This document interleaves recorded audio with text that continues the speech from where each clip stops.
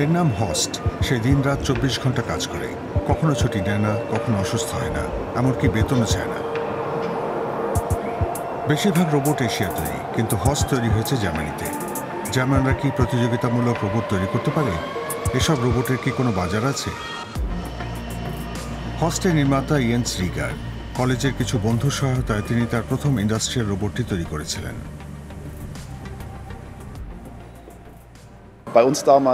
সেই সময়ে আমাদের বাবা-মা আমাদের একটি সফটওয়্যার লাইসেন্স কেনার জন্য ১০,০০০ ইউরো ধার দিয়েছিলেন, কারণ আমাদের কাছে ডিজাইন করার মতো কোনো কিছু ছিল না। ওটা ছিল আমাদের শুরু। এরপর লড়াই করে আমরা এগিয়ে গিয়েছি। বর্তমানে তার কোম্পানি ফ্রুটকোর রোবোটিক্সে প্রায় ১০০ জন কাজ করছেন। দক্ষিণ জার্মানির ব্ল্যাক ফরেস্টে রোবটগুলি তৈরি করা হয়। আগে সেখানে একটি টিভি তৈরির কারখানা ছিল।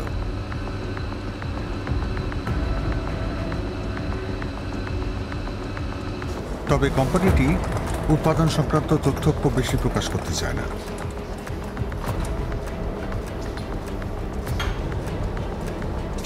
রোবোটিক জয়েন্টগুলি তৈরি করতে অনেক সময় লেগেছিল। ফ্রুটকোরের উদ্ভাবন রোবোটিক আর্মকে সমানভাবে শক্তি শোষণ করতে সাহায্য করে, এমনকি ক্রমাগত অপারেশনের সময়ও।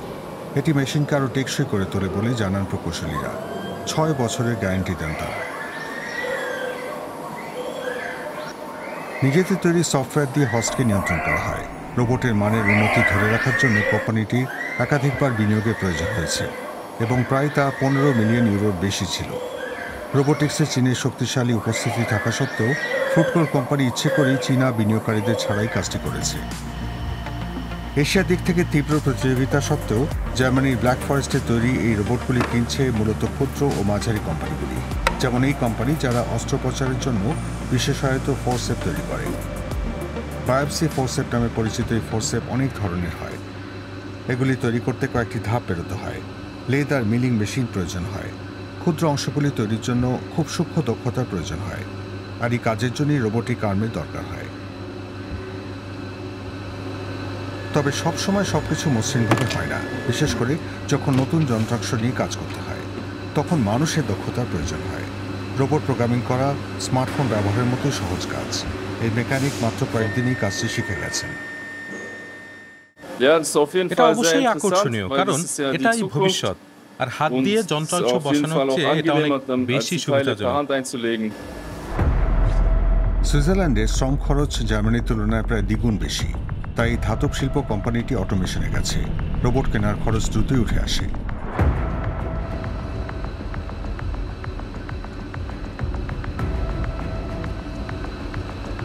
কারখানাটি হাইড্রোলিক উপাদান তৈরি করে। প্রায় অল্প সময় হাজার হাজার উপাদান তৈরি করতে হয়। হস্ট রোবটের কারণে এই ক্ষুদ্র কোম্পানিটি প্রতিযোগিতা এখনও টিকে আছে এবং এখন বড় অর্ডার নিতে পারে, কারণ রোবট ২৪ ঘন্টা কাজ করতে পারে। আনলোড করার জন্য কাউকে না কাউকে এখানে সবসময় দাঁড়িয়ে থাকতে হতো। এখন রোবট সেই কাজটি করে। তাই আমরা অন্যান্য আরো গুরুত্বপূর্ণ কাজে মনোনিবেশ করতে পারি অথবা অন্য কাজ করতে পারি। আমাদের আর সারাদিন ধরে একই কাজ করতে হয় না। এখন তার কাছে তৈরি হয়ে যাওয়া যন্ত্রাংশ পরীক্ষা করে দেখার সময় আছে, তবে সেখানে কাজ করাও তার কাছে আরো উপভোগ্য হয়ে উঠছে। জার্মানিতে ফেরা যায়।